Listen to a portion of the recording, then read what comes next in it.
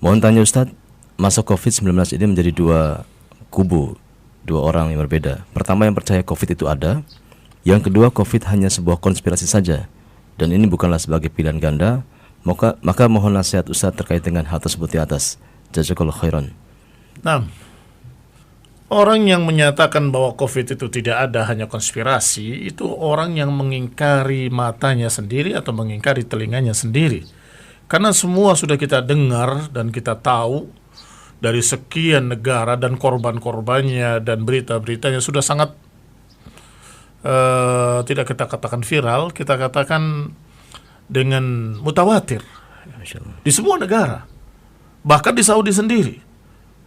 Barakallahu fikum. Sehingga apakah kamu akan berkata bahwa di Saudi pun adalah berpura-pura?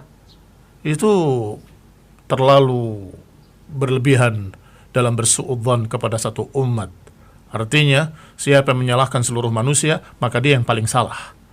Siapa yang menganggap seluruh manusia itu sesat, maka dia yang paling sesat.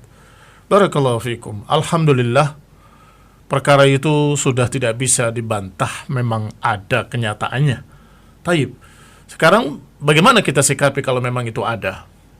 Ya sebagaimana penyakit-penyakit lainnya, kita hindari sesuai dengan apa yang diajarkan oleh Rasulullah sallallahu alaihi wa ala alihi wasallam.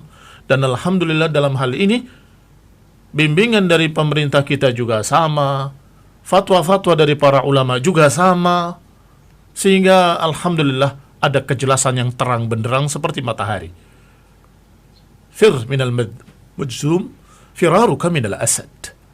Larilah engkau dari orang yang berpenyakit lepra seperti engkau lari dari singa. Artinya disuruh untuk menjauh. Bahkan Rasulullah SAW pernah menolak untuk bersalaman. Cukup dengan ucapan saja, tidak bersalaman karena mereka memiliki penyakit yang menular. Biidnillahi ta'ala. Nggak ada penyakit menular kecuali dengan izin Allah subhanahu wa ta'ala. Ikhwan fillah a'azakumullah. Maka dengan itu, hendaklah kita nggak perlu berlebih-lebihan dan nggak perlu pula sebaliknya menolak sesuatu yang nyata. Kita terima keadaan ini sehingga kita terus berdoa pada Allah Subhanahu wa taala, Allahumma rfa' 'annal bala wal waba wa sayyi'al asqam. Ya Allah, jauhkanlah bencana ini, wabah ini dan segala macam kejelekan-kejelekan. Amin. Amin. Tetapi jangan pula kita kemudian berlebih-lebihan dalam menolaknya atau dalam menghindarinya seakan-akan tidak tawakal pada Allah Subhanahu wa taala. Ini sesuai dengan apa yang dibimbingkan oleh para ulama, kerjakan. Apakah itu sama rata? Ya tentunya tidak. Karena al-hukmu yaduru ma'a illatihi. Hukum itu berjalan bersama ilatnya, bersama alasannya. Kalau ada ilat, ada hukum. Gak ada ilat, gak ada hukum. Barakallahu fikum.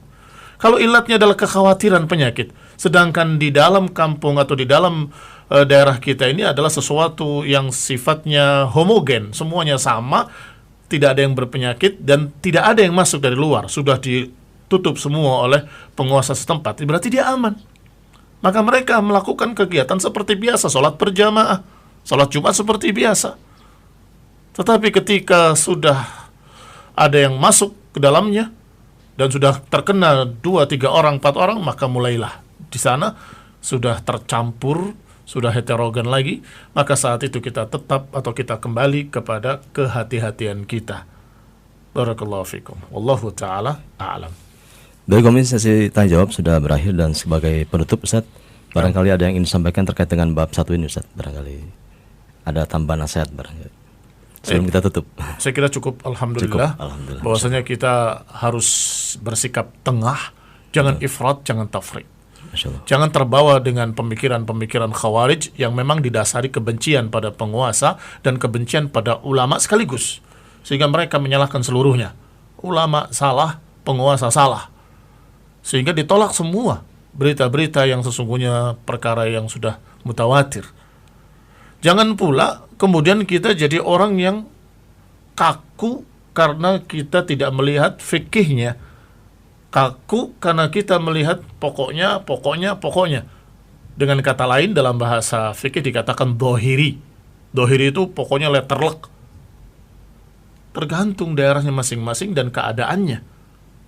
Tentunya itu harus dilihat, sehingga kita lihat apakah ada ilatnya. Kalau ada ilatnya, maka kita terapkan nasihat para ulama, fatwa para ulama, alhamdulillah sudah sangat jelas. Kalau nggak ada ilat tersebut, ya alhamdulillah, berarti kita tidak terkena perkara-perkara tersebut, sehingga kita bisa melakukan kegiatan ibadah seperti biasa. Wallahu ta'ala a'lam bis-shawab.